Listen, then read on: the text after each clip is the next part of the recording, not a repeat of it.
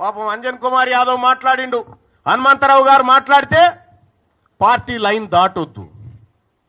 Komatireddy Venkat Reddy video ఇప్పుడు ఎవరో నాకు పంపితే చూసినా ఏమంటాడే, చెత్తబుట్టల వారేసిన వాళ్ళ షోకాజ్ నోటీసు నాకు ఇస్తారా అని చెప్పని అంటా ఉన్నాడు. నేను చెప్తా ఉన్నా, మీ షోకాజ్ నోటీసులకు నేను రిప్లై ఇచ్చేంత, లేకపోతే మీ సస్పెన్షన్లకు భయపడేంత పిరికి రక్తంతో బుట్టలే. నేను బీసీ ఓడిగా గర్జించే బిడగా పుట్టినా. ఇక్కడ మీ పిల్లిగాండ్రింపులకి ఇక్కడ భయపడేటోడు ఎవడు లేడు. ఇలా కాంగ్రెస్ పార్టీని అడ్డం పెట్టుకొని అధికారంలోకి వచ్చినటువంటి మీరు ఆ పార్టీని రక్షించాల్సిన అవసరం ఉండే. ఏం జరుగుతా ఉంది? 2023 డిసెంబర్లో ఎన్నికలు జరిగితే అక్కడి నుంచి మళ్ళీ 6 నెలల తర్వాత వచ్చిన పార్లమెంట్ ఎన్నికల వరకు కాంగ్రెస్ పార్టీ పరిస్థితికి ఏడుకొచ్చింది. 15 నెలల ఏ కాంగ్రెస్ పార్టీ కార్యకర్తలన్న కనీసం సంతోషంగా ఉన్నాడా? ఇలా ఎస్, నేను చెప్తా ఉన్నా, నా గెలుపు కోసం, రాహుల్ గాంధీ గారి ఆశయం కోసం పనిచేసినటువంటి కాంగ్రెస్ పార్టీ కార్యకర్తలారా, మీ అందరికీ ఎప్పటికీ రుణపడి ఉంటా. ఇవాళ మీరు కార్యకర్తలను విస్మరిస్తిరి, పదవులు రాగానే మీరు బంచక తింటిరి. ఇంకా ఎంత దుర్మార్గం అంటే, కార్పొరేషన్ పదవుల లిస్ట్ వేసిరు. ఆ కార్పొరేషన్ పదవుల లిస్ట్ లో మీరు 30-33 వేస్తే అన్న జగ్గారెడ్డి గారి సతీమణికి ఒక కార్పొరేషన్ ఇచ్చిరు. అందులో ఏం రాసిరు ఎక్కేనా? ఆమె పేరు ఏదో గౌడ్ అని రాసిరు, నిర్మలా గౌడ్ అని రాసిరు. ఎట్లిచ్చినట్టు గౌడ్ల కోటాలు ఇచ్చినట. ఇంకొక ఆమె నల్గొండ జిల్లా యాదాద్రి శోభారాణి గారు ఏమో, ఆమె రెడ్డి సామాజిక వర్గం, ఆమెకి ఎట్లిచ్చి కురుమ సామాజిక వర్గంలో ఇచ్చిరట. అంటే మీరు పదవులు పంచుకొని 10 ఏళ్ల పాటు అధికారానికి దూరంగా ఉండి అహర్నిశలు కొట్లాడిన కాంగ్రెస్ పార్టీ కార్యకర్తలు కనీసం గుర్తించకుండా మీరు పప్పు బెల్లాల లెక్క పంచుకొని పోతా ఉంటే ఆ పార్టీ కోసం కష్టపడ్డటువంటి కాంగ్రెస్ పార్టీ కార్యకర్తలు ఎటుపోవాలా?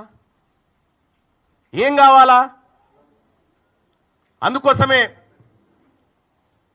ఒక్క కాంగ్రెస్ పార్టీ కాదు, అన్ని పార్టీల్లో ఉన్నటువంటి బీసీ బిడ్డలకు వాళ్ళకు అన్యాయం జరిగితే మేము మాట్లాడతాం, వాళ్ళ తరపున పోరాడతాం. ఇక రెండో విషయం, ముఖ్యమంత్రి గారు 6 నెలల కాలం అసెంబ్లీకి పార్లమెంటుకు, ఇవాళ తీన్మార్ మల్లన్న కాంగ్రెస్ పార్టీ తీన్మార్ మల్లన్నను గెలిపించింది అనేటువంటి మాట, గెలిపించినాక గిట్లనే నా మాట్లాడేదని ఒక మాట. నేను చెప్తా ఉన్నా, ఎవరు గెలిపించారు? తీన్మార్ మల్లన్న అసెంబ్లీ ఎన్నికల నుంచి పార్లమెంట్ ఎన్నికలు 6 నెలల కాలం ఉంటే నేను కంటెస్ట్ చేసినటువంటి వరంగల్, నల్గొండ, ఖమ్మం నియోజకవర్గంలో 5 పార్లమెంట్లు గెలిపించుకోగలిగినాం. మరి మీరు సార్, మీ సొంత మహబూబ్ నగర్ జిల్లాలోనే మీ అభ్యర్థి ఓడిపోయిండు. మీరు సిట్టింగ్ ఎంపీగా ఉన్న మల్కాజ్గిరిలో ఒక సీట్ రాలే. ఇవాళ మీరు కరెక్ట్ గా పనిచేసినంటే 6 నెలల పాటు కరెక్ట్ గా కాంగ్రెస్ పార్టీ విధానాల కోసం పనిచేసినంటే ఆ 8 సీట్లు కూడా కాంగ్రెస్ పార్టీకి వస్తే ఇలా నరేంద్ర మోడీ ప్రభుత్వం లేదు కేంద్రంలో. పరోక్షంగా మీరు సహకరించుకుంటా ఇవాళ కాంగ్రెస్ పార్టీని ఖతం చేసేటువంటి ఉద్దేశంతో మీరు ముందుకు పోతా ఉన్నారు. మీరు పొండి, మీ విధానాలు కూడా అర్థమవుతా ఉన్నాయి. నిన్నగాక మొన్న కాంగ్రెస్ పార్టీ ఎమ్మెల్సీ అభ్యర్థి నరేందర్ రెడ్డి గారు ఆయన ఎన్నికల ప్రచారానికి పోయి ఈయన గెలిచినా గెలవకపోయినా ఒకటే అని చెప్పి, ఈయన గెలిచినా గెలవకపోయినా ఒకటే అని చెప్పే, మరి నరేంద్ర మోడీ గారు బొమ్మ పెట్టుకున్నటువంటి బీజేపీ అభ్యర్థి ఆడ గెలుస్తా ఉన్నాడు. ఇంకో టీచర్ ఎమ్మెల్సీ ఎన్నికల్లో భారతీయ జనతా పార్టీ ఒక బీసీ బిడ్డకు టికెట్ ఇచ్చి ఫస్ట్ ప్రియారిటీలో టీచర్ ఎమ్మెల్సీ గెలిచి ఆ ఇంపాక్ట్ తోటి పట్టభద్రుల ఎమ్మెల్సీ ఎన్నికలు కూడా గెలుస్తా ఉంది. మీరు జిల్లాలు మొత్తం ఈ మెదకు, ఆదిలాబాద్, నిజామాబాద్, కరీంనగర్ పిట్ట తిరిగి ఎమ్మెల్సీ ఎన్నికలు ఏంది ఫలితం? ఇవాళ ఎందుకు తారుమారైతా ఉంది? ఇవాళ ఏడాది లోపలనే కాంగ్రెస్ పార్టీ పైన, ప్రభుత్వం పైన ఇంత వ్యతిరేకత ఎందుకు వస్తా ఉంది? ఆత్మ పరిశీలన చేసుకోవాలి కదా. ఇది మీరు చేసుకోకుండా ముఖం బాగలేక అద్దం బల కొట్టుకున్నట్టుగా తీన్మార్ మల్లన్న సస్పెండ్ చేయడం ద్వారా మొత్తం బీసీ ఉద్యమం ఆగిపోతుందని, మొత్తం వ్యవస్థ అంతా కుప్పగూలుతుందని, నేను ఒక్కనై కొట్లాడినప్పుడు ఒక బలమైన శక్తిగా కేసీఆర్ ఉన్న కాలంలో కొట్లాడిన, మీరు లేరప్పుడు. వాళ్ళతోని కొట్లాడి గీడికొచ్చిన ఆయన మేమే గెలిపించినాడు. నన్ను గెలిపించిన మహబూబ్ నగర్లో వంశీచంద్ర రెడ్డిని ఎందుకు గెలిపియలే? వంశీచంద్ర రెడ్డిని ఓడగొట్టింది మీరు గారా?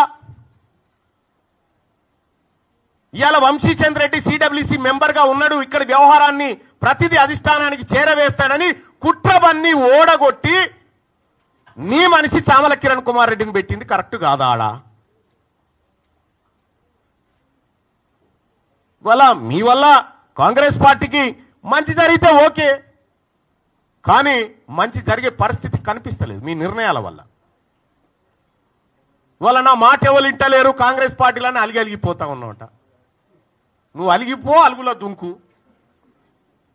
కానీ ఒక మాట చెప్తా ఉన్నా ముఖ్యమంత్రి గారు, ఈ కులగణన విషయంలో కానీ నా సర్వే నా కథ అది పక్కకు పెట్టండి, ఏది నా సస్పెన్షన్. ఈ కులగణన విషయంలో కానీ 42% రిజర్వేషన్ల విషయంలో కానీ 42% వాటా కాంట్రాక్టులు బీసీ కాంట్రాక్టర్లకు ఇవ్వడంలో కానీ కామారెడ్డి డిక్లరేషన్లో కానీ ఎక్కడైనా బీసీలకు అన్యాయం జరిగితే బరాబరి కొట్లాడతాం. ఇవాళ నేను మాట్లాడడానికి ఏమైనా అడ్డం గుంటే అన్ని క్లియర్ చేసి పెడితే. కాబట్టి ముఖ్యమంత్రి గారు ఈరోజు కూడా మేము సూచన చేయదలుచుకున్నాం. నన్ను సస్పెండ్ చేస్తే నాకేం ఇబ్బంది లేదు, ఎందుకంటే తీన్మార్ మల్లన్న గత ప్రభుత్వం మీద కొట్లాడి 100 రోజులు జైలు జీవితాన్ని గడిపినటువంటి వాడిని నేను. ఇప్పుడు నీ పక్క పంటి ఉన్న వాళ్ళు ఎవరు జైల్లో లేదో ఒక కేసు కూడా లేదు వాళ్ళ మీద.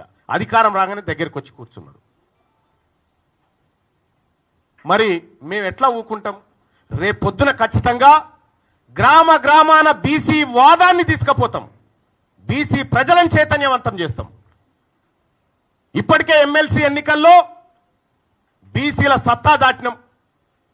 50 సంవత్సరాల క్రితం పుట్టిన పిఆర్టీయు, 54 సంవత్సరాల క్రితం పుట్టిన యూటీఎఫ్, నెల రోజుల కింద పుట్టిన బీసీ వాదం ఇలా 5200 ఓట్లు సంపాదించడం, 0 to 5200 ఓట్లు సంపాదించడం అంటే ఇది బీసీలలో వచ్చినటువంటి చైతన్యం. ఇలా మా సోదరుడు ప్రసన్న హరికృష్ణ ఇలా మీ గెలిచేటోళ్ళని వెనక గుంజి కూర్చుండబెట్టాను.